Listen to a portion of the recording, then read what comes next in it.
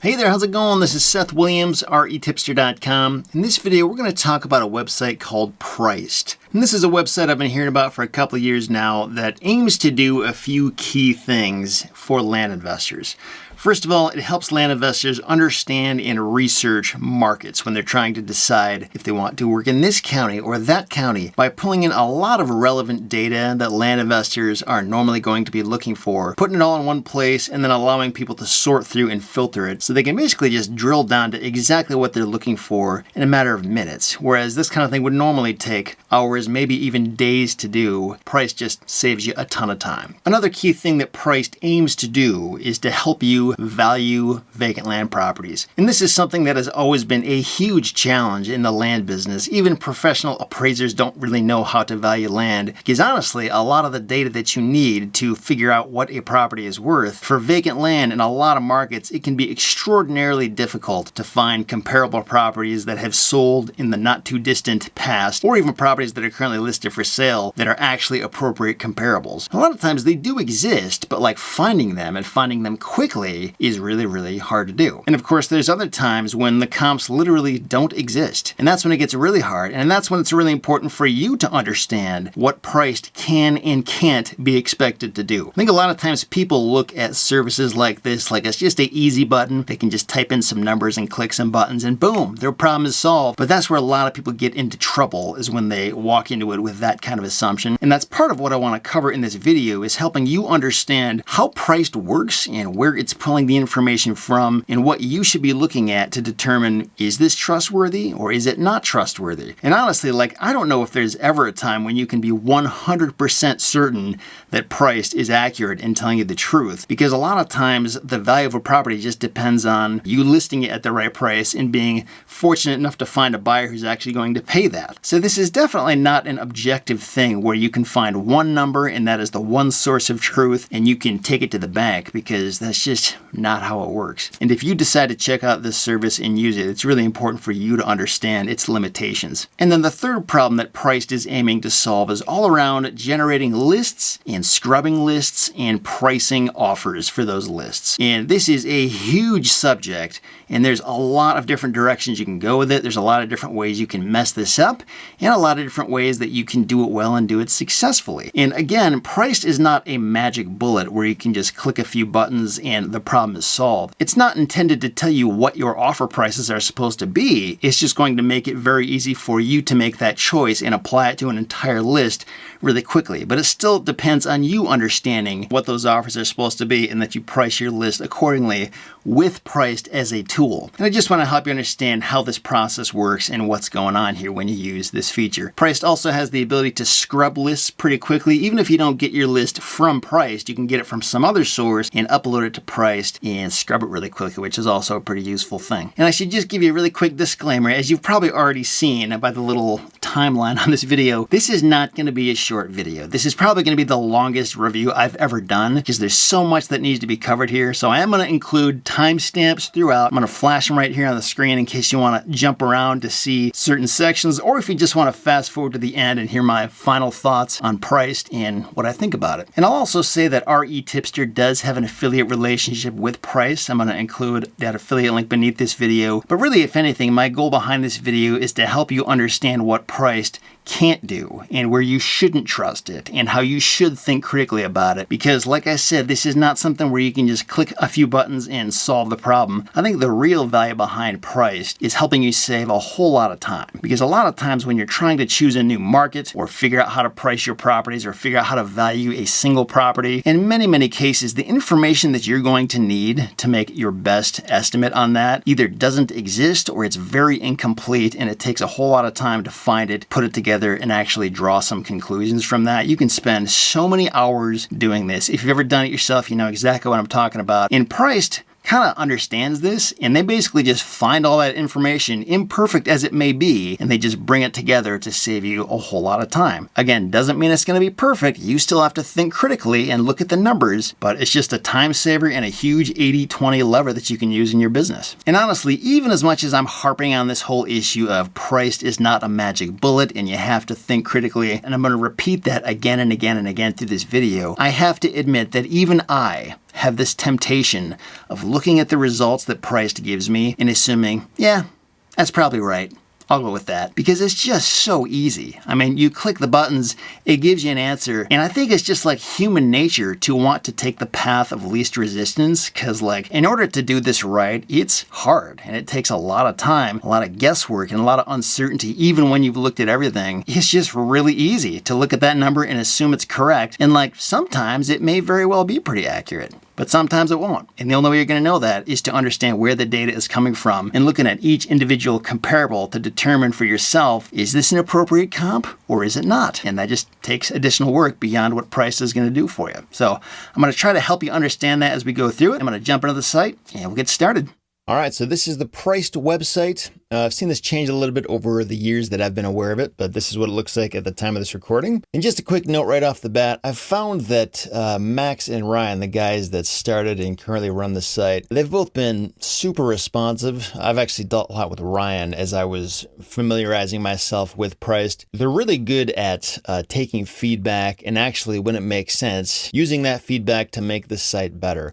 I had a lot of different suggestions and just thoughts that I shared with them as I was going through the process. And they actually changed a bunch of stuff based on what I said. So it's kind of cool that they're not just some big dumb company that doesn't listen to their customers. They actually care about their user experience. And in my experience anyway, they've done a really good job of trying to make the product better based on what I've told them. And I'm sure if you have input, they'll probably listen to you too. And before we get started and get too far into this, I'll just say that this video is not going to tell you everything you need to know about how to use Priced.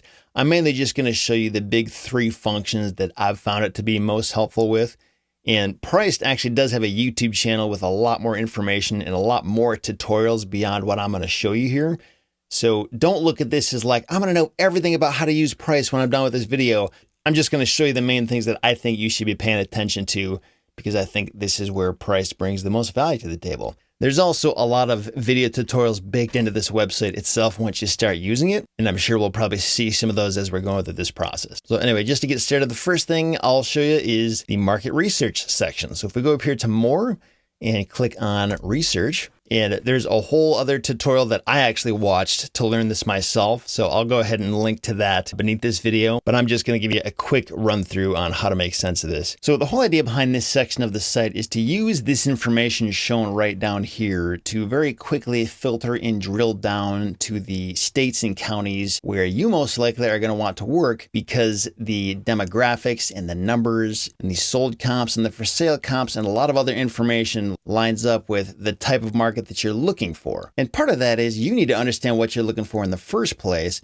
But once you know that and you understand that and you understand the consequences of what these different numbers mean, basically just helps you drill down to the right information a lot faster than you would normally be able to do this on your own if you were just looking at the original sources of where this data is coming from. And by the way, a lot of this data is coming from the DataTree API. A lot of it is coming from public listing websites like Zillow, Realtor.com, Lands of America, stuff like that. So the way this all starts is most people will probably have a specific state or 2 or 3 in mind. So what you can do is start by just putting in whatever state you have in mind.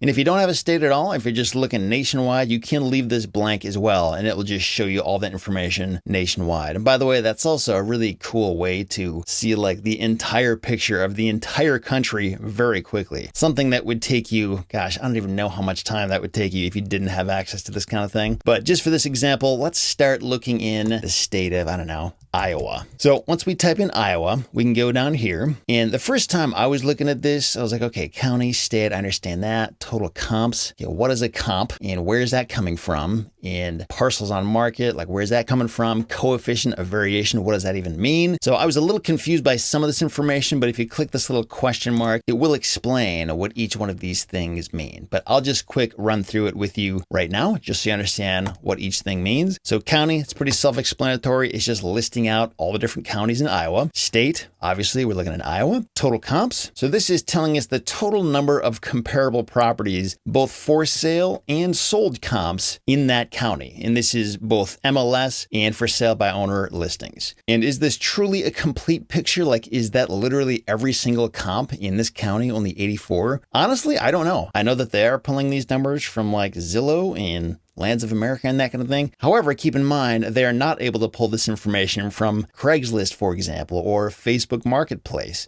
or any other place that isn't one of those like public listing sites, because the information, I'm not sure how they would even do that. So it's not necessarily everything, but to the extent that it's possible and efficient to do that, it should be, in theory, everything that's out there on those public listing sites.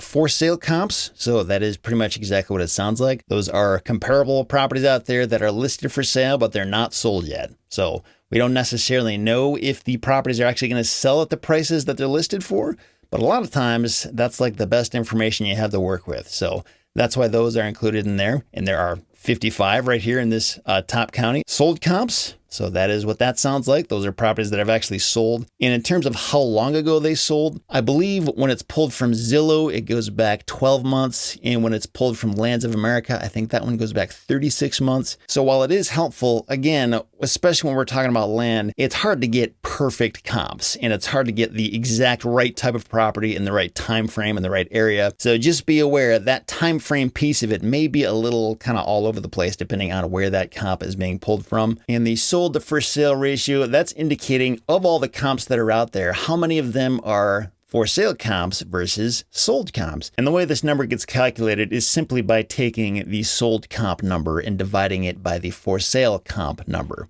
So if you go 29 divided by 55, we've got 0.527 or 0.53 in this case. So if we make the assumption that the sold comp number is the more reliable number between the two, and it usually is, then basically what we want to see here is a higher number on the sold to for sale ratio, because the higher this number is, the more of those comps are sold comps versus for sale comps. And again, something this is not taking into account, or something that this is not serving up to you, is how old are those sold comps? Are they 12 months old? Are they 1 month old? Are they 36 months old?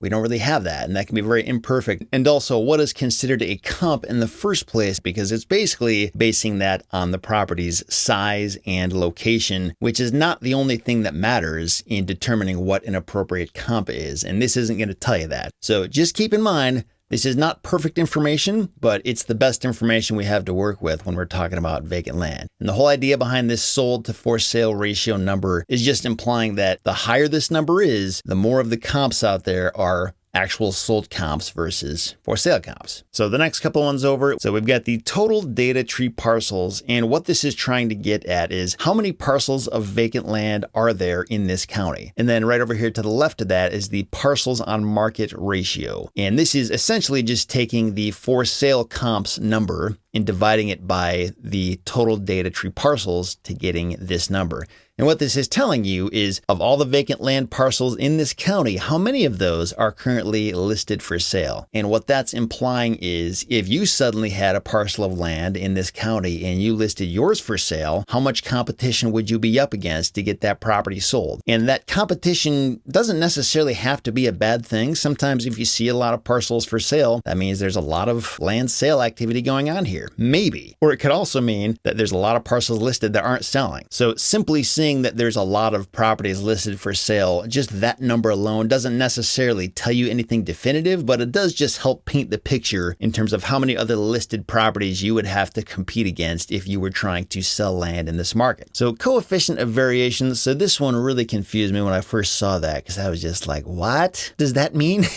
And what that means, if you open this thing up, is an easier way to state this would be comp price variation. And what that's getting at is, of all the comps out there, how much variation is there in the prices? Like based on a per acre basis, say for example, all the 5 acre properties, were they all sold at prices that are relatively the same? Or are they all listed at prices that are relatively the same? Or are the prices all over the place for those same 5-acre properties or properties in that similar size range. Because what that's telling you is that if all the prices are relatively in the same range, then it's just going to be a little bit easier to drill down to a value on a per acre basis because, again, all the comps were sold or are listed for sale at a similar price range. But if the prices are all over the place, it's going to be even harder for you to figure out, okay, what is this thing truly worth? Because based on all the other comps out there, it's not really driving me to a singular, obvious value because, again, the variation is all over the place. So it's not necessarily a bad thing to have a higher price comp variation, but just be aware that the higher that is just going to be a little bit more challenging, most likely, to figure out precise land values in that county. And then days on market, this is just on average how many days are properties sitting on the market before they sell. And what this is getting at is how quickly are properties selling? Are they selling really fast or really slow? Like, for example, down here in Benton County, properties are sitting on the market for over 500 days before they sell on average. And right here in Adams County, they're selling really quick, within around 25 or 26 days on the market. And again, like every other number on this sheet, this number by itself doesn't really give you any conclusive answers. It just helps paint the picture because we don't really know why properties are sitting on the market so long. It could be that everybody is just overpricing their property, or maybe most properties have an issue, but the property that you end up owning is not going to have that issue. Or it could be that there is a widespread economic problem in this county, but simply looking at this number by itself doesn't really tell you that. So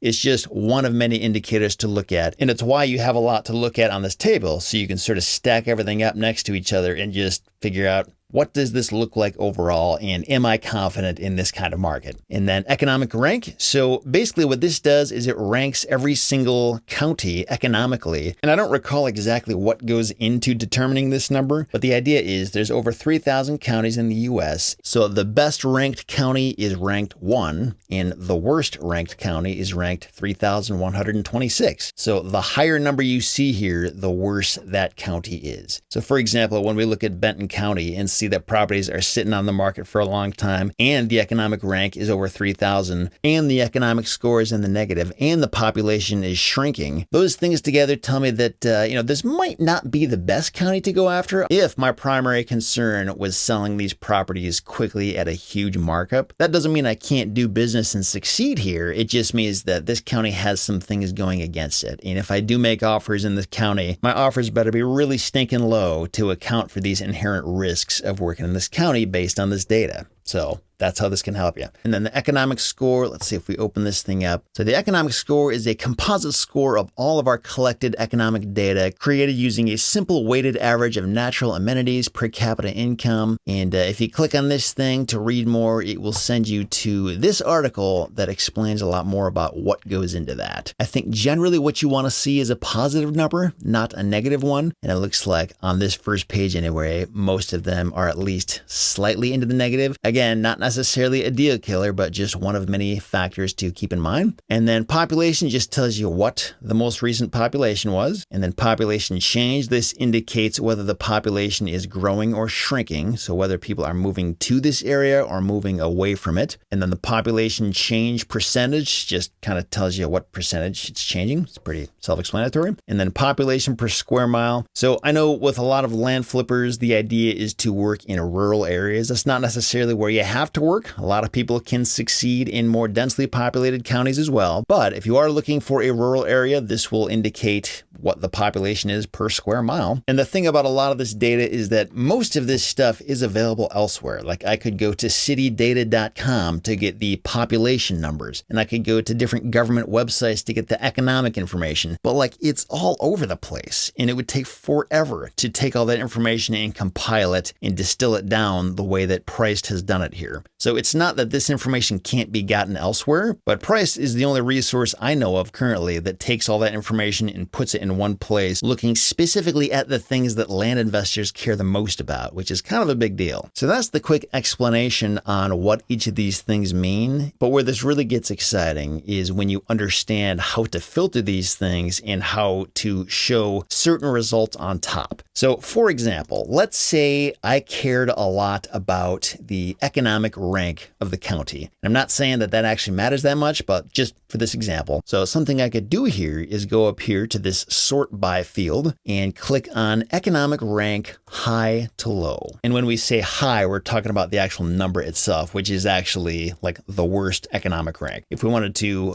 sort it by low to high, that's going to show us the lowest number, or in other words, the best economic rank. And then it will show us in ascending order from best to worst. And really what this does is it just shows you, hey, if economic rank is what you care the most about, then here you go. This county in Iowa currently has the best economic rank of all of them. Or for example, if I wanted to see the county that has the lowest price comp variation, I could go up here and go to coefficient of variation, low to high. And that's going to show me that this county right here, Sioux County, has the lowest coefficient of variation. So the comps are all pretty similar in that county. And again, that may not matter in the overall scheme of things if the economic rank is terrible and if the economic score is low, or if there's not very many comps to begin with. But still, if I cared a lot about that one thing, it would show me that. So that's one way to sort these out based on any single one of these columns. But something that's even more cool is that you can apply certain filters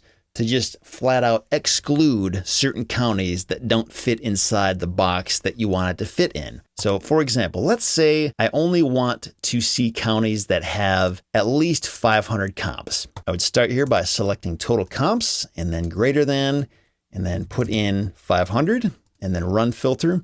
And by the way, I'm not saying that this actually matters. I'm just sort of pulling an arbitrary number out there just to show you how this works. But this shows me, okay, these are all the counties and there's only 3 pages of them. Whereas before I applied this filter, there were 13 pages. So basically just got rid of a lot of those counties that didn't have at least 500 total comps to them. And I don't have to stop here. I can add additional filters. And this is where it gets really exciting. So let's say that I also want the sold to for sale ratio to be greater than 1, which would mean there's just as many sold comps as there are for sale comps. Or if I wanted it to be 2, this would say there are twice as many sold comps as there are for sale comps. And honestly, we might not get that lucky. This may not exist here, but let's just start with 1 and we'll see what that shows us. Yeah, it looks like there's only a single county that has that. And this might just be an Iowa thing. You might find this is more prevalent and available in other states throughout the country, but in Iowa, there's only this one. So maybe we could go down here and say, we want the coefficient of variation to be less than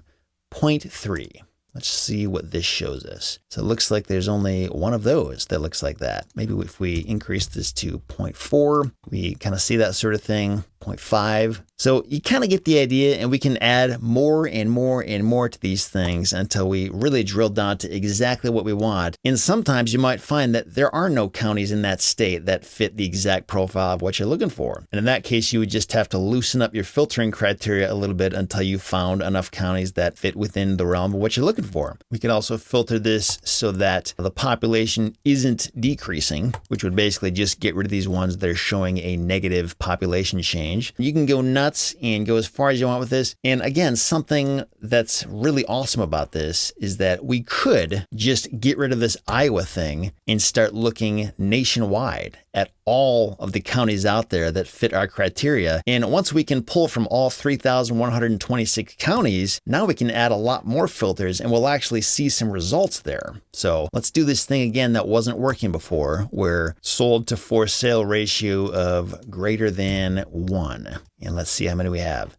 So now we've got 7 pages of those. So if that was something that really mattered to you, and if it wasn't working in just Iowa, you could do the whole country and see everything throughout the country that fits that. And again, just want to remind everybody that, not all of this data is perfect, and it's not literally showing you every single comp, because it can't pull from every single listing website in the world. And there will probably be off-market transactions that are not going to be reported here. Some of these comps are going back 12 months. Some of them are going back 3 years. So don't look at this as like, this is perfect, correct, gospel truth information, because it's not. A lot of times that information just doesn't exist and you're not going to find it. And if you don't have a tool like Priced, you're still going to have to rely on that same imperfect information. It's just going to take you a lot longer to find it and put it all together. So Priced just allows you to to see a lot of stuff very quickly. And once you understand what kind of market you're looking for in terms of like competition and economic score and population growth or lack thereof, once you get this stuff and you know what you're looking for, you can find it very, very quickly. And I don't really want to give you like, this is the perfect profile of what a good county is, because obviously that's going to make a lot of people try to go after the same counties, but also because I don't think there really is a perfect county. Because when you think about it, each number on here, when it looks like it's strong, it also is sort of a weakness in another way. If you find what appears to be a perfect county, then guess what? There's probably going to be another land flipper or two out there who also thinks it's a perfect county, and then they're also going to go after that same one, which means now you have to deal with a little bit more competition there. Whereas if you were to go after a county that sort of looked bad on paper or looked like it wasn't very promising, you're probably going to be one of the only land flippers working in that space, and it'll just be a lot easier to find deals. It might take a little bit longer to get them sold, but still, in terms of just finding the deal at the price you want, there's definitely an upside to that as well. And if you scroll down here, you can see these heat maps, and this is basically telling you the exact same stuff as what this table tells you. It just shows you one by one in a more visual way which counties throughout the country have what you're looking for. So for example, this sold to for sale ratio map, you can like drag this thing and adjust it to look however you want it to, and it will just show you, hey, these are the counties that fit this filtering criteria you just set up. And there's not very many of them because that's a lot of comps, but you kind of get the idea.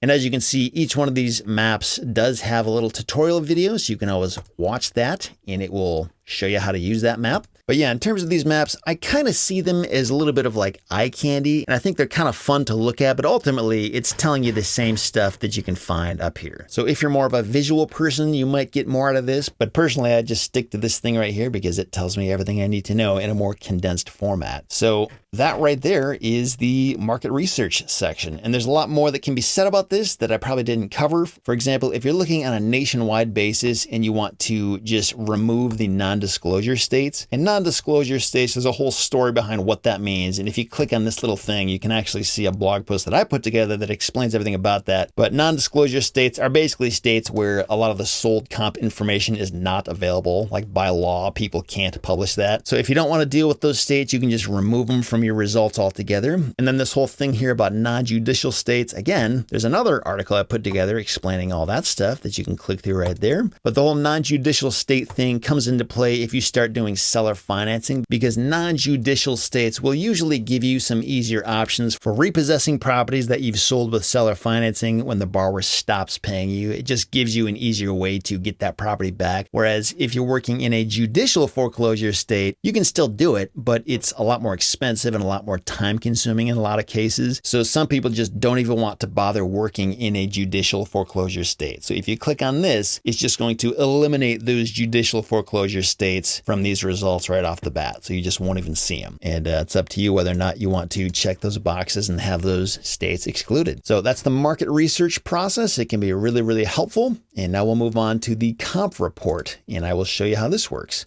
So the idea behind this section of the site is if you have a single property and you're trying to figure out what is the value of this one property based on the comps that Priced is able to pull in. And I'm going to show you how this works using a couple of different examples that are in very different markets. And hopefully this will kind of illustrate when this can and can't be useful. And even when the comps that it pulls aren't the most appropriate, you can still use that to get closer to a conclusion than if you didn't have this at all. So the first one here is a property that I own in Michigan. Select the county that it's in, and then we're going to type in the APN number. And then also keep in mind, there are more options here. You can specify the number of for sale comps that you'd like to have in the report, the number of sold comps, the maximum distance away from your subject property, and the owner name. And you can also include various overlays as well, but we're not going to mess with that right now. So I'm just going to run this report and we'll see what comes up.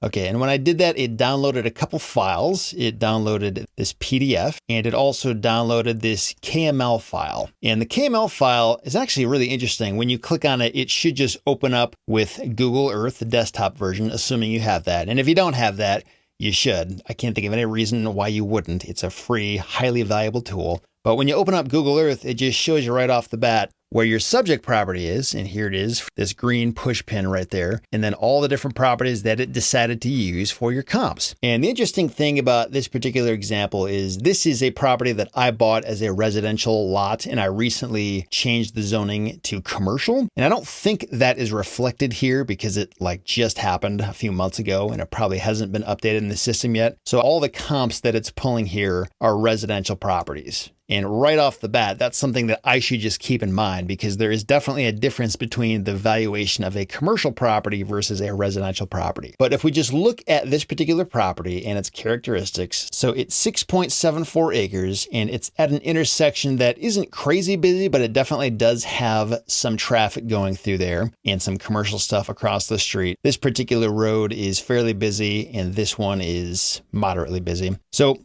that's our subject property, 6.74 acres. So if we take a look at some of these other comps here, so it's pulling in examples that are 2.04 acres, 2.09 acres, 2.96, 2.54, 3.12. So far, they're all about half the size to a third of the size. And they're also in locations that aren't really like mine. If you remember, mine is at an intersection that does have some traffic to it. And these areas up here are much more rural and kind of like way out in the boonies, and there isn't a whole lot of traffic. So whatever that means in terms of valuation, I'm sure it means something, but it's hard to quantify that. And then over here, this 3.12 acres. So this looks like some kind of a wooded lot. And actually, to make this a little bit easier, I'm going to turn on the parcel overlay, which is coming from Parlay, just so we can see where the parcel lines are. And let's move back over here. We can get a better look at these ones. So again, these are residential rural lots that are about half the size to a third the size. Take a look at this. So these are like residential buildable lots in a private subdivision, it looks like. Not really what mine is, but let's see if some of these other ones are more appropriate comps. So this is another one that's about half the size. Let's see. This one's 7.84 acres, so that is a more appropriate size. However, you can see this isn't really a vacant lot. This one has structures on it. So right there, it's totally different because this is an improved property. So most appraisers would just kick that out of the running automatically. We look over here. So this one, 10.0 acres. Looks like this one also has structures on it with a little lake. So that one is very, very different. And I think this kind of highlights one of the limitations of Priced is that really all Priced can do is pull from the data tree database and also the for sale and sold databases based on where these comps are located. So we want ones that are relatively close to the subject property and also what their sizes are. But what it can't really do is account for physical characteristics, like for example, a little lake here, or if my property was up on a hill and all these other properties were down in a valley, or if my property had wetlands covering half of it, but these other ones didn't, that would also definitely affect the value and the usability of it. Priced doesn't really factor that into its comparable reports. And if we go back to Priced here, and if you click on overlays, Priced actually does have a kind of a cool thing where you can download the FEMA flood zone overlay, the wetlands overlay, and the soil overlay, and you can use that to identify where the wetlands are. And unfortunately, things like the wetlands overlay and the soil overlay are also not entirely accurate because the only way to get an accurate read on these things is to send somebody out to the property itself to do a wetland delineation or to do a geotechnical investigation, that kind of thing. And that's not really what these overlays do. They just show you vague ideas of where the wetlands most likely are and are not, but it's definitely not the gospel truth. Even with those inherent limitations, it's still better than being completely blind to that and having no idea. So just for example, let's grab that wetlands KML file and put it over here.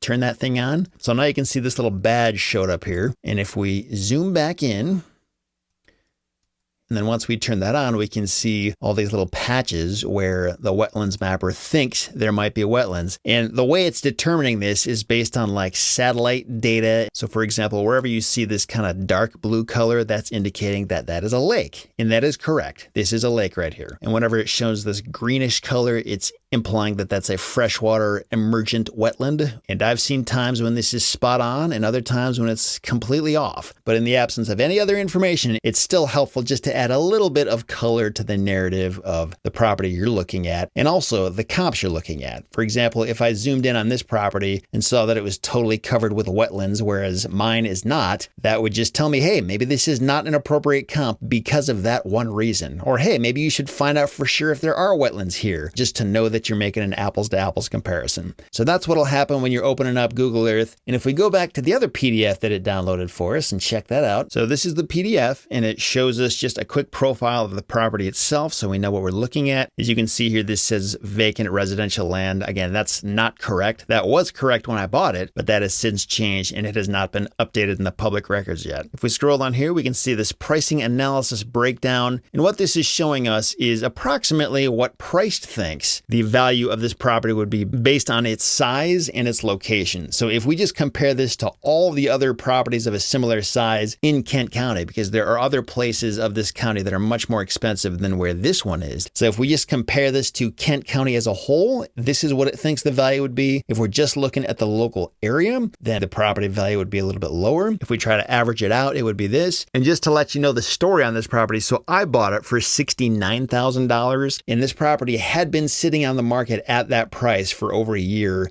listed by an agent, and it hadn't sold yet. There had been interest in the property, and I think one other person had made an offer and backed out before I ended up closing on it. So in reality, just earlier this year, $69,000 was the value, because that's what I bought it for, and nobody else was willing to buy it at that price. So just sort of compare and contrast that to this, whatever that's worth. And if we scroll down here, the comp overview. So this just gives us more information on the comps that it pulled, how many it pulled, and how many of them were sold versus for sale comps, where the comps came from. We got Zillow, Realtor.com, Lands of America. And if we scroll down here, we can see this comp overview chart, which is sort of just telling us the same information as the previous page, just with more of a colorful visual look to it. And we can see this scatter chart, again, sort of a similar thing that we could see from Google Earth. This just charts out each property based on whether it was a sold comp or a for sale comp, and the price and the acreage and that kind of thing. So it's kind of just helpful to see this in this type of scatter graph. And then down here, we can see more information about those comps and the prices. And then down here, we can see a breakdown of price per acre. And they're kind of all over the place. We've got some here that are as high as $83,000 an acre, and some that are down in like the $8,000 range per acre. So when there's that much variance, you got to wonder, like, man, why are they so different? And that's why you'd then want to go over here to Google Earth to get a better look at what's going on and why those prices are so all over the place. Maybe you're going to find an obvious reason, and sometimes there won't be an obvious reason. You can also click on these links and it will actually bring you to the source of where it pulled it from, so you can find more information there as well. And then if you go down here, you'll find the offer price appendix. This should make a lot of sense if you are a land investor, because what it does is it breaks down all of your different possible offer prices. And yeah, it would be pretty easy for you to just do this yourself. Just pull out a calculator and pick which one of these you want to use if you want to trust any of them, and then multiply it by the right percentage to get these numbers. But this is just laying it out for you all in one place so you can see everything right there. And then if you go down here, Price will just give you the rationale behind why it pulled those comps. Like I said, it's not really going to be perfect, but that's usually because those perfect comps that would be really helpful just aren't out there. So it's doing the best it can with the limited data that's available. And honestly, like when I look at what this property is and the fact that I bought it for $69,000 and the property values have gone up a little bit since then, this value of $77,000, I'm not confident it would sell quickly if I hadn't changed the zoning to commercial and just put it on the market. It would probably be sitting there for a while, but it's not that far off. This is not an unreasonable assumption to make. And if I had an appraisal done on this lot and the appraiser came up with this exact number that Priced is suggesting, I'd be like, okay, that sounds about right. And the fact that I'm able to get this number in like a matter of seconds just by typing in the parcel number and clicking a button is pretty useful, as long as I actually take the time to look a little bit closer at these comps and verify, like, okay, are these appropriate comps? And if so, why are they appropriate? If not, why are they not appropriate? And I can make adjustments if I think they need to be made. I don't want to just blindly trust this, but it is pretty helpful to get a number a lot faster than I would normally be able to get if I was just working on my own and trying to value this without a system like Priced at my disposal. So the reason why I'm showing you this one first is because this particular market, similar to many markets on the East Coast or the eastern half of the United States, there's a lot of variation between property types. It's really, really hard to find solid comps in a lot of cases because of differences in property characteristics and features in cities here and there that just throw off values and have differences in the supply and demand from one area to another. So I'm going to pull up one that I own out west, and we can take a look at that one as well and see what that one comes back as. So we're going to go back here and we're going to go to Colorado. We're going to go to this county here and we're going to type in that parcel number. do this and then run report. And then here we go. It's downloading those things again. Now we'll go ahead and open up this PDF that it got right there. And then we'll go ahead and open up the KML file, see what that shows us. Bringing us over to Colorado. Okay. Now, this particular property is a 5-acre property among many other 5-acre properties. If we go ahead and zoom in here, we can see there's a lot of comps around this property. Again, this is the subject property, and many of them in the area are like almost the exact same size with a very similar layout and almost no variation in the property characteristics. So I'm hoping it's going to be a lot easier for Price to draw some conclusions. And I'm seeing a little bit of variation between these comps, but not a crazy amount. One important thing just to be aware of, and I probably should have mentioned this earlier, but whenever you see a red push pin, that means it's a for sale comp. So that's not necessarily what the property is going to sell for. That's just what the seller is hoping to get. The yellow push pins that you see are the actual sale prices. So really, if there's anything to rely more on, it's the yellow push pins, not the red push pins. Because a seller can really ask whatever they want. Doesn't mean they're going to get it. And the only reason that we use for sale comps at all as land investors is because there's usually not enough sold comps to go around in the first place. So it's kind of like the thing that we fall back on in the absence of any sold comps. So they're worth looking at, but it's also very important to understand that these properties haven't sold yet. And these are not the same as actual sold prices. And when you look at these red push pins, you can see that some of them, not all of them, but some of them are way higher than the yellow push pins, because remember, these haven't actually sold at those prices. And a lot of times sellers will just inflate their numbers, whether it's because they have some pie in the sky idea of what it's worth, or if it's some kind of a psychological trick they're trying to play on people. I don't know, but just keep that in mind. There's a very important difference between the red and the yellow ones. And really at the end of the day, if you have to rely on something, the yellow is probably more important to look at because that represents actual sold prices. So just to let you know the history on my property, the person that I bought it from, I paid them $3,000 for it, but they had paid $14,000 for the exact same property. Looks like over here we've got some lots that are a little bit different because they're up on a hill, and that changes things in some ways, just in terms of giving people a view and that kind of thing. So we can see that this person paid $13,000 for their 5 acres.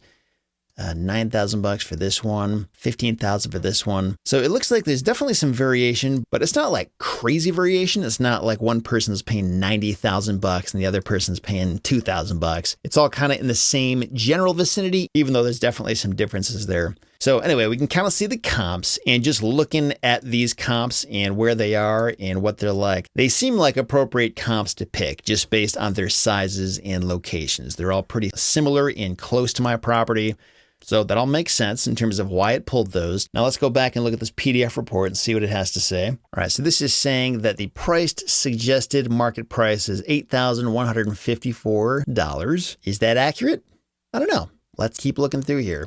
So it shows us the comp overview. It pulled 20 comps, 10 sold, 10 for sale again. These are the average prices per acre and the average prices. And it makes sense why it's landing on this number, because that kind of is the middle of the road between these $6,000 prices and these higher ones. But I guess the question for us is, do we think that we're going to get lucky and that this property is going to be one that we can sell for $25,000? Or are we going to be more conservative and reasonable and assume that we'll be able to sell it for closer to $6,000 or maybe even $8,000 like Priced is suggesting? And honestly, I think it has a lot to do with how we market this thing and how good we make it look in the pictures and who we market it to, and a little bit of luck. If we can find a buyer who thinks it's worth that much and they're actually willing to pay 10 or 15 or 20,000 bucks. Personally, I'm not counting on it. I'm not going to assume that we're going to get lucky. If anything, I would be more apt to stick to what Priced is saying and assume, yeah, that probably is a more realistic market value just based on all the different comps out there. You can see a lot of the same stuff here and the offer price appendix. So again, based on that $8,000 value, if we were to offer like 20%, it would be $1,630. If we were to offer 30%, it would be $2,446. And again, I paid $3,000 for it. And honestly, like back when I paid that price, I had this feeling in my gut and in my head that I was kind of overpaying for the property. And according to this, I kind of was, because I was paying almost 40% of that property's value if this is correct. And this particular county is one that has heated up in terms of competition. There's a lot of other land investors that hit this place. And I think when markets get more competitive from other land flippers, you might not get so lucky at getting a lot of acceptances when you are offering appropriate offer prices like that. But still, my take on that is it's a lot better to stick to appropriate offer prices. And if somebody else wants to offer too much and lose their shirt on it potentially, they can knock themselves out. But I'm not going to do that. I'm going to stick to the fundamentals that I know work. But I think it did a decent job of coming up with a number based on the information it used. So that is the priced comp report tool. And can you trust it? I mean, it's kind of up to you to look at that number and take it with a grain or two of salt after looking at the comps it picked out on Google Earth and using your own reasoning to decide, were these appropriate comps? Can I trust this? Or are there huge differences in these properties that should kick them out of the running for being an appropriate comp? Like, for example, I don't see any houses built on any of these comparable properties. That's good because these are vacant lots and that's what they should be. If Priced had picked out like this property right here as a comp, which seems to have some kind of mobile home on it, I would say, no, I don't think that's right because that's not really a vacant lot anymore. Now, the next thing I want to show you is the pricing land feature. And this is what a lot of land investors used Priced for in filtering their list and pricing their offers and getting them out the door. So if you use DataTree or RealQuest Pro or ListSource or any of that kind of thing, that's kind of what this is, but it's fine-tuned to be used specifically for land investors because once you type in the county name and you open this advanced search thing, a lot of these filtering options you can use do look very much like what you'll normally see in DataTree, and that's actually where it is pulling this data from. However, there's a few things in here that were added specifically for land investors that DataTree doesn't have. There's also a lot of stuff in DataTree that doesn't apply to land investors at all, and those things have been removed. So you're kind of only seeing the things that land investors are most likely to care about. And also, if you're someone who likes to use the lasso tool that comes with a lot of data services like DataTree and some of these other ones out there, you can do that as well right here. This is something I actually missed for a while, but if you just click that little icon, you can zoom into whatever part of the country you want and use this lasso tool right here to draw around whichever specific area you want to target. And then when you start filtering the list, it will filter it, assuming it fits within this polygon that I just drew. So if you want to use that, you can. A lot of people, though, will just sort this based on the county that they decide to pick. So in this part of the tutorial, I'm just going to give you a quick run through on how this thing works. And let me be very clear, as I try to always be clear when I'm giving tutorials on this precise part of the process. I'm not telling you how you should be filtering your lists because there is an infinite number of different ways you can filter your lists, and you need to decide the best way to do that for yourself based on the options it gives you here. I'm just going to show you the basics of how this process works. And also, Priced has a much more detailed tutorial on how to make sense of all this stuff. If you want to check that out, all you have to do is click on this Need Help button, and then it will bring you right here, and you can click this button to watch a video that's going to walk you through a lot of what I'm about to show you right here, but it's going to go even deeper. So just be aware you can really dive a lot deeper through this video. But if we just go back here, I'll show you the basics on how this works. So I'm just going to type in a random county, and also be aware that if you want to, you can filter your lists based on the city as well. You don't have to do it based on the county, but I'm just going to do a county in this case. Go ahead and click on this, and we'll open this thing back up. So a lot of the stuff, if you've ever been through DataTree or any list generating service, it should make a lot of sense. A lot of the same options. So you're going to start by specifying the approximate sizes of properties that you're looking for based on acreage. And one way to do this in this particular county, it's a pretty rural desert county, would be somewhere in the 5 to 40 acre range. And also note that when you put a 40 in here, what you're saying is don't go all the way up to 40, go up to that number and stop. So it's going to round it to 39.99. So if you wanted to include those 40 acre parcels in there, which is actually a very common parcel size, you would want to go 40.01. And then acreage increment. So this is something that you're not going to find in DataTree. What it's referring to there is the increments at which you want the pricing to vary, if it varies at all, when you're pricing it on a per acre basis. And part of the reason this is here and not in DataTree is because the whole purpose of this tool is to help you price your blind offer campaigns a lot faster. In DataTree, that has nothing to do with why DataTree exists. So that's why they added this here. So for example, if you wanted your increments to be in 5 acre increments, increments, like 0 to 5 acres, 5 to 10 acres, 10 to 15 acres, and have those changes based on that increment, you could do it that way. Or if you wanted it to vary by the 10 acre increment or 20 acre, you could enter that in here. So this is going to make a lot more sense when we get to the next page when we're done filtering this. But for now, I'm just going to put 10 in there. But depending on how much variability you want to build into this, you could make this a smaller number if you wanted to. For example, if you were only searching for properties that were half acre to 2 acres, you might want to put like 0.5 acres in here so that the prices can vary by every half acre, for example. And now next up, we can specify the approximate values of the properties we're going after, and then offer price percent. So this one right here is also something you're not going to find in DataTree because again, this has to do with how you're going to price your offers. And I actually thought this one was a little redundant because it comes up again in the next step. But basically what this is doing is by default, it's going to assume that when you do get to the point of pricing your blind offers, you want those offers to be 25% of the market value that Priced deems correct. So if you put nothing in here, it's going to default to that 25%. But if you wanted it to start at something else like 30% or 10% or 40% or whatever, you could type that in here. And the reason I thought this was redundant is because you have a chance to adjust this on the following page as well. It's not like you have to decide that here, but if you wanted to, you could do that right here.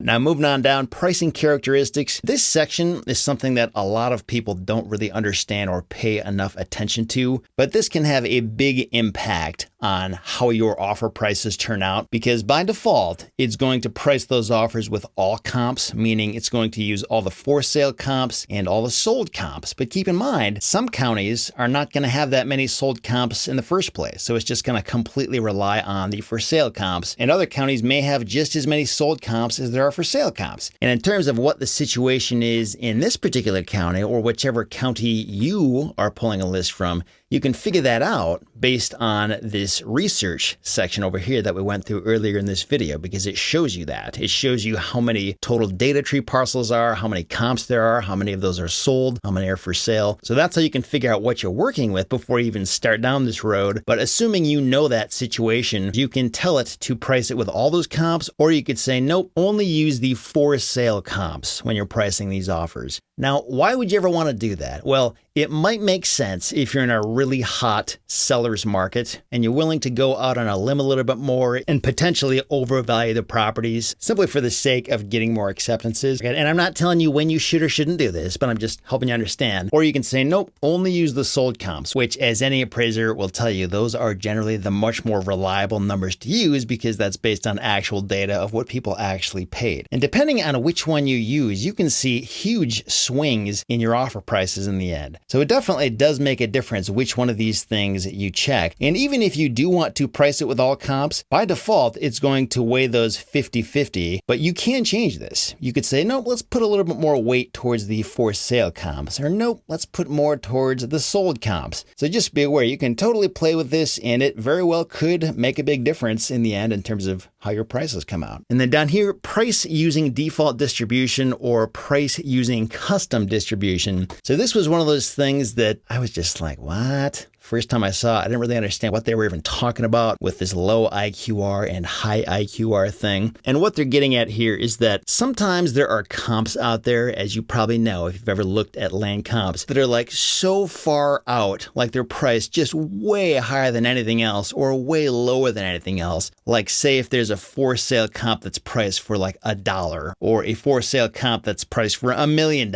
whereas everything else might be like $20,000. So when you see those wild variances, you're not going to use those because if you do, it's totally going to throw off your valuation because it's just not a realistic picture of what your property is most likely worth. And what this is going to do is by default, it's going to take the highest and the lowest 25% and just screen them out. And I think it's actually a little bit more complex than that. But just so you know, if you wanted to adjust that, say if you wanted to open it up a little bit and just have 10% on both sides, and I'm not telling you what you should do. There's probably a good reason why they have this set at 25 and 75 by default. But just so you're aware, you do have the freedom to adjust that here if you want to. And if you just use the default distribution, I believe it's going to stick to that 25 and 75%.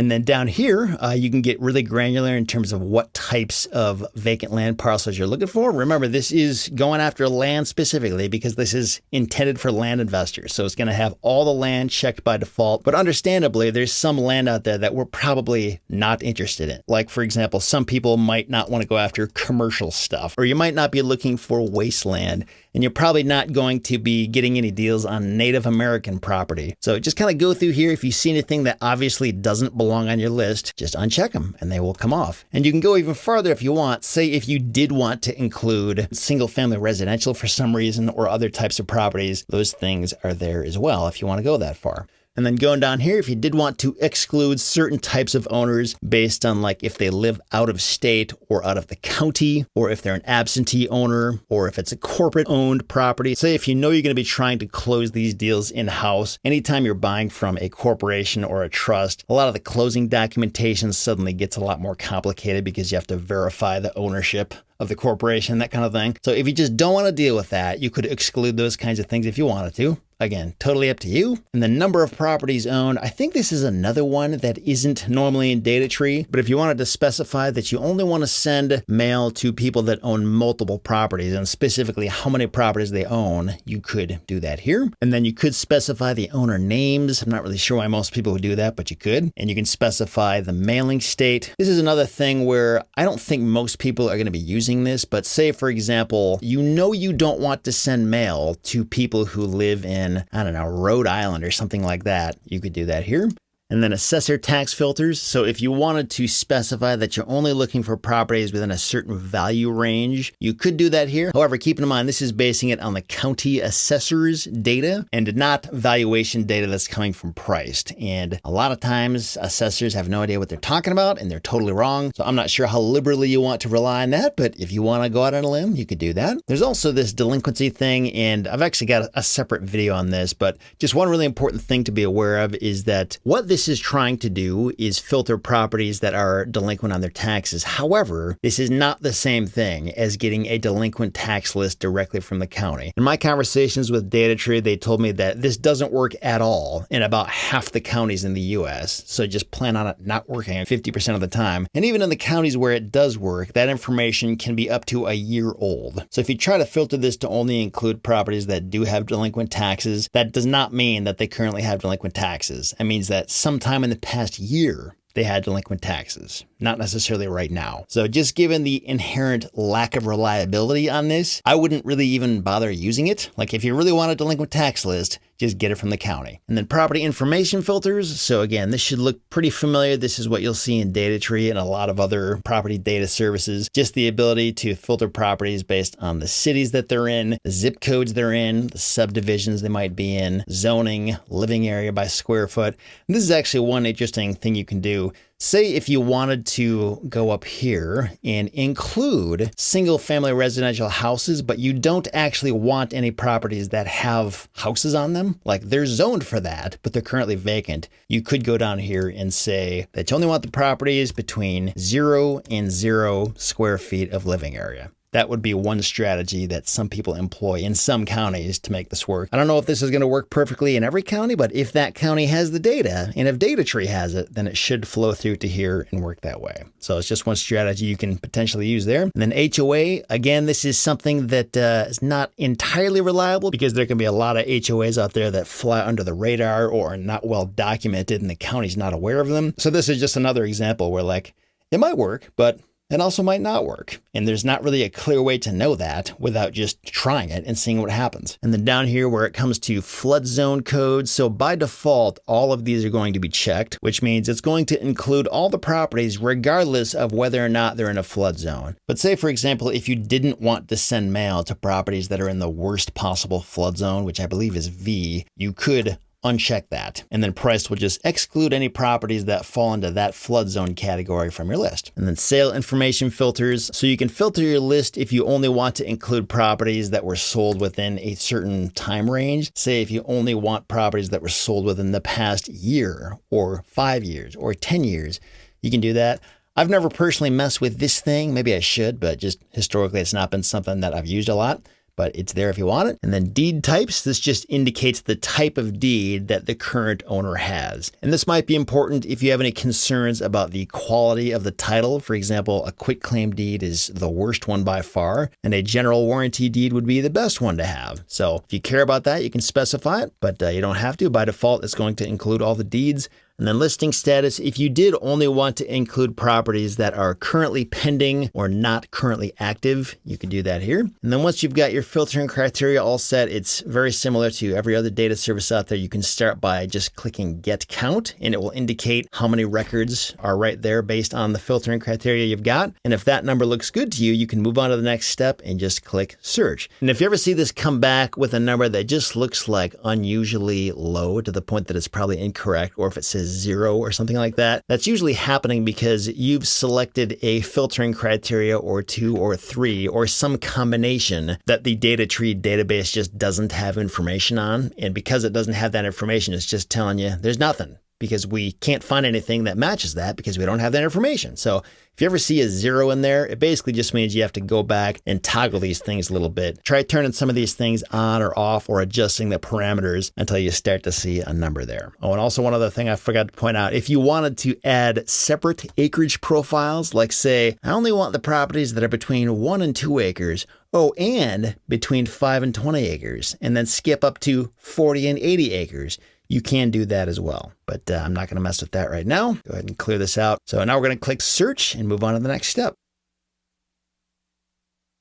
All right, so on this next page, we're seeing the analysis results, and there's a lot of things I want to show you here. So first of all, as I mentioned, by default, the offer price percentage is going to be 25%. What that means is whatever priced decides is the market value of these properties, it's going to adjust the offers down to 25% of whatever those numbers end up being. And this is one of the most pivotal turning points where people can really use priced effectively, or they can totally screw stuff up, because the role of this site is not to tell you what your offer prices should be. That's still completely up to you to decide what the appropriate offer price is. And you don't have to stick to the same thing across the board throughout the entire county. So say, for example, if you click this checkbox by these bigger ones, the 35 to 40 acre range, you can say, okay, for these larger ones, I'm going to check this box and say only change the pricing for that one selected row. You can say, I'm willing to offer a higher percentage for those. I'll go up to 35% or 40% or whatever. Again, I'm not telling you what you should do. It's completely up to you to figure out what that appropriate amount is, but you can change that and you can get pretty granular with it, and then uncheck that and say, and then for these smaller ones, I'm going to go a little bit lower on that. I'm going to go down to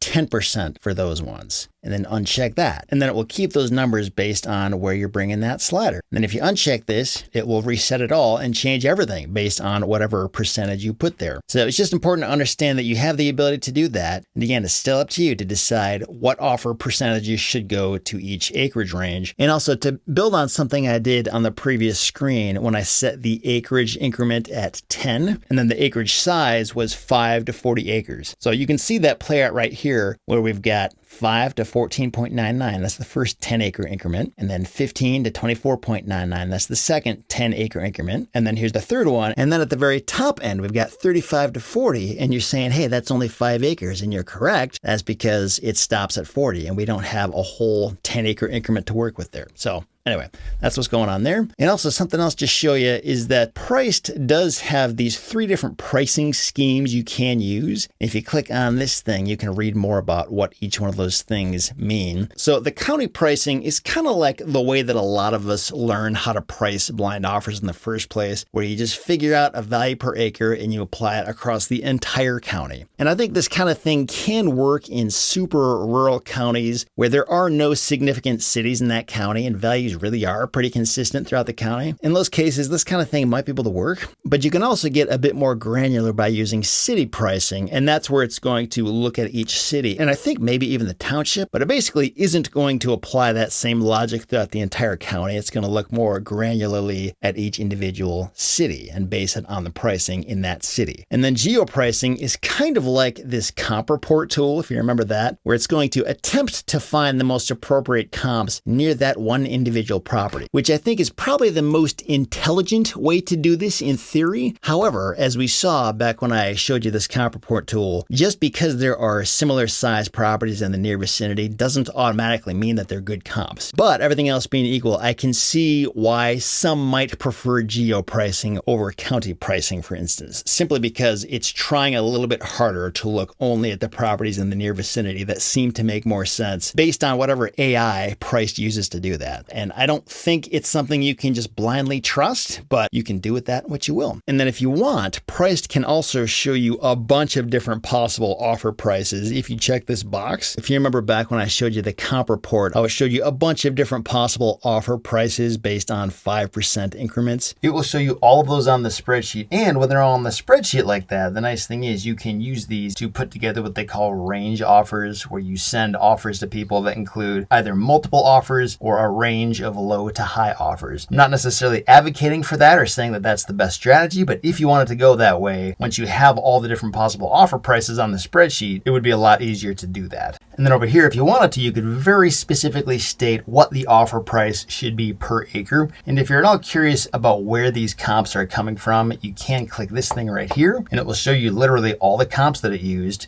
to come up with its valuation scheme for each size range. And as you can see, we've got like 7 pages of that stuff here. We can click on any one of these things and it will take us to the actual listing so we can see all the details and make a judgment call as for whether or not this was actually an appropriate comp. So they definitely don't hide that data from you. You can totally see it right here. And also over here for city pricing. So if you wanted to, you could go city by city throughout each county and specify which city and the market price per acre and the offer price per acre, again, just based on the city itself. So if you don't want to apply county-wide pricing and you want to get ultra specific about the offer prices based on the city, you can do that here as well. Once you've got this all set, you can go ahead and click continue. And then very similar to data tree, you can specify all the different fields that you do or don't want included in your list. And then they even go so far as to add these other fields here, which you would not get in data tree, including the offer expiration date, the date of the offer you're sending out, that kind of thing, which is very useful when you're sending blind offers. If you're not sending blind offers, then this probably doesn't really help you at all. But if you're going down that road,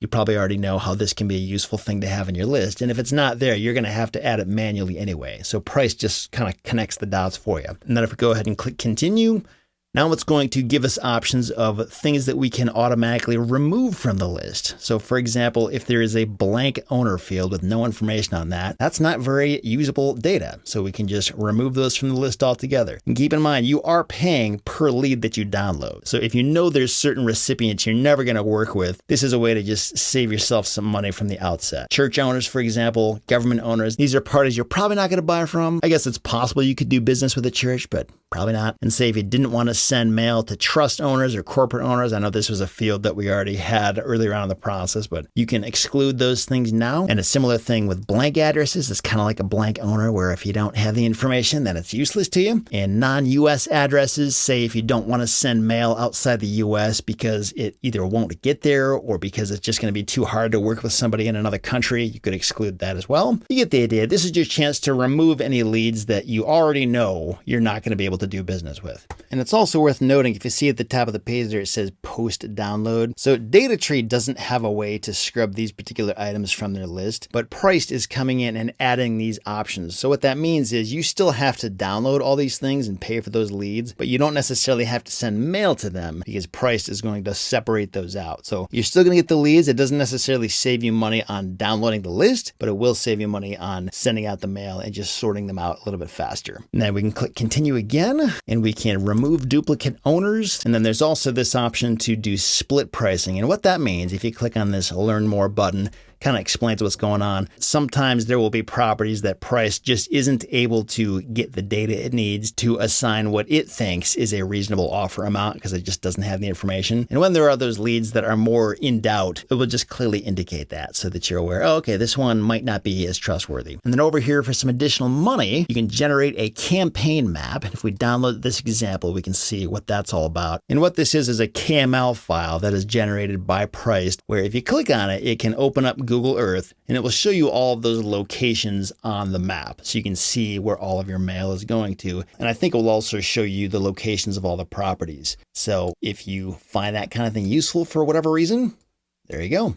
Price can do that. And it does cost extra money if you want to get that thing. So I'm going to check this thing as well, just so we can see what that looks like. Now if we go to checkout, now we can put our information in here. Go ahead and click continue, and then choose how we want to pay, and then enter in the card number and pay now. And then there you go. Now it's going to email me when that list is ready. Go ahead and click good here. Now let's go and check my inbox, see if it showed up there yet. And there you go. This is like my invoice email. And then more details on this. I'm still waiting for an actual link or something where I can download it. Let's see where that's at. Here we go. So it took a couple minutes. So this is the email, and this is where we can download the zip file. Let's open this thing up. And then let's unzip this thing. And inside we've got a folder that says admin. Looks like there's a bunch of different CSV files in there. And then data tree export scrubbed, needs review, and then data tree export scrubbed. So the idea behind this admin folder is kind of just all FYI stuff. It's not stuff that you're actually going to be using most likely. For example, when you open up this search parameters one, it's just showing you stuff you already know. It's laying out the search parameters you used when you filtered your list, what you said yes and no to, and any numbers you specified will all be there. And when you open up scrub filters, it's a very similar thing where it's going to show you which things you told Priced to scrub from your list as you downloaded it. And export parameters, again, same kind of thing. I think if there's anything in this folder that you might use, it would probably be this file right here. If we go ahead and open this thing up, I'll just show you what this is all about. So this spreadsheet is all of the property data that was removed by the selected scrub filters. If you remember just a few minutes ago when we were selecting some of those things, these were the things that were to be removed after it was downloaded from Data Tree, those special filters that Priced adds. And if you explore this file a little bit more, you'll see that all of these things are priced and ready to go, even though they were scrubbed out. And the reason why you might want to revisit this in some cases is because sometimes people will over scrub their file and they want the data to get added back. Like a person might realize, oh, maybe I didn't want to remove corporations, or maybe I didn't want to take out churches. And if that's the case, they can come back to this file and they can see all of those leads right here. And it also shows the scrubbed reason. So you could actually explore this and figure out, okay, why was this one taken out? Okay, maybe I don't want that one removed. And you'll have all that stuff right here. So I'd say of all the stuff in this folder, this is probably the only one that some people might want to explore a little bit further. And then this data tree export raw file is just showing what all the data would look like if you had gotten it from Data Tree. And it basically just has a whole lot more fields that are blank and that kind of thing. So if for some reason you wanted to come back and look at this thing, you could. But again, most people are just going to be sticking to these files right here. And in some cases, when you download this, you're only going to find one file in here. It's this one that says Data Tree export scrubbed. And then in other cases, you're going to see this one that says scrubbed needs review. And what's going on here is, if you remember a couple minutes ago when I checked that split pricing box, Priced is isolating the properties that reverted their pricing scheme to the county pricing. And this happens when you select the geo pricing option in the first place.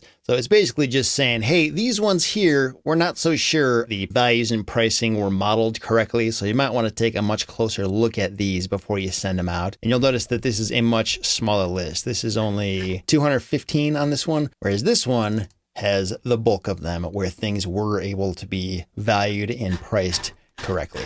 And this one's going to be much, much bigger. And again, if you didn't even check that split pricing box, then you're only going to see one file and it's all just going to be lumped together. So if you care about that kind of thing, you can check it and then you'll get these two separate files. And when we go through this spreadsheet, you can see it looks a lot like what you would normally expect to see from a data service. But the differences are it's got the prices built into it, along with like the offer expiration date, the closing date, the date of the agreement, all the normal stuff you would normally have to put in here manually if you were pricing the offers manually. But Priced just kind of puts that in there for you. And also because we had checked that segmented pricing box, it's also going to show us every possible offer price we could give a person based on 5% increments. It's kind of an abundance of data. You probably don't need all this stuff, but if you wanted to, and if you check the right boxes, it would all be there for you. And that's the overview of how to pull a list from Priced with the prices built right into them. And also one last thing I'll show you that I actually haven't used a lot myself yet, but I'm told it's very useful from people who do use this,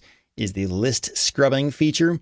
And this is something that all subscribing members of the service get access to. The idea is if you don't get your lists from Priced, you can still upload your list to Priced and scrub it apparently a lot faster this way. Say if you get it from PropStream or ListSource or whatever, fill in the blank, you can choose that file and upload it here. And apparently it makes it a lot faster. I'm not really sure how this would handle lists that are like a complete mess. Like if you've ever gotten certain delinquent tax lists from certain counties, some of those things are just an astonishingly horrific mess. So I'm not sure if it can handle a list quite like that. However, if you do get a list that's not from Price, but it's still at least somewhat organized, just keep in mind, you can probably use this list scrubbing feature to make that process a little bit quicker as well. So now that I've showed you all the basics, what's the bottom line? Do I like Priced? Would I recommend it for all land investors far and wide? Here's what I can tell you. I think Priced is doing a pretty solid job of trying to tackle a very, very difficult problem. I remember the first time I ever talked to Max and Ryan, the guys that made Priced, I just remember thinking like, you guys are crazy that you're trying to actually like give people real answers to this, because like it's so hard to pin this down. Like, aren't you concerned about liability or people blaming you for giving them the wrong value and that kind of thing? It's always going to be a challenge. And I think at the end of the day, we can spend our time complaining about how hard it is, or we can be thankful about how hard it is, because it scares a lot of other investors out of the land business. It keeps banks out of the land business. It's part of what makes seller financing such a valuable tool for land sellers. So even though it's kind of a bummer, like it also has its silver lining. It's not all bad. And Priced is just trying to make the best of a really tough situation. And I don't really know of any other parties out there who are even really trying and succeeding on any level with this. I think the biggest problem people are going to run into with this software is just an overall misunderstanding of what it can be expected to do. Because as I mentioned, like it feels super simple to just type in numbers and get answers, but like it's not always right. And it's not always pulling the right comps. And the software absolutely does save you a ton of time, but that's not an excuse to get lazy. You still have to do your own critical thinking and look at the results and look at the data it's pulling and decide for yourself whether that's an appropriate set of data and if it's giving you the right results. And in a way, it's actually not the most user-friendly software, not in the way that it looks or feels, but from the standpoint of there's a lot you need to understand about where it's pulling the data from and a lot of the limitations of where it's pulling the data from in order to truly understand and appreciate just the lack of accuracy that comes out the other end in some cases. For example, when you're trying to pull a list and it gives you the option of selecting something like tax delinquent properties, and the average user who has never been through this before doesn't realize that it's very unreliable and there's at least a 50-50 chance the information is going to be incorrect, outdated, or just not there at all. The fact that like you have to understand this before you can have proper expectations, that's what I mean by it's not the most user-friendly thing, because you kind of have to get into it with a lot of background information that a lot of people aren't going to have if they haven't spent years working with these kind of databases before. And this is nothing unique to Price. It's not their fault. This is just how these databases work. As powerful as they are and as cool as they are, there's still a lot you have to understand about what's going on behind the scenes. The bottom line is don't just accept what Priced is telling you as fact. Verify the information, do your homework, do your critical thinking, and then take action on what it's saying. I think it's a really good narrative tool that can very quickly help paint a vague picture of what's going on, but it's not the kind of thing you just want to accept as the gospel truth, because in many cases, it's not. Valuation tools like this appeal to a lot of people because it feels like an easy answer to a very complex, difficult problem. And honestly, if the county doesn't have a whole lot of variation in the types of properties and the values and that kind of thing, then it could actually be that simple. But in a lot of cases, there are huge variances in property values and physical characteristics that Price can't account for. And that's just a really important thing you need to be aware of. Say if one property is up on a hill and has a beautiful view,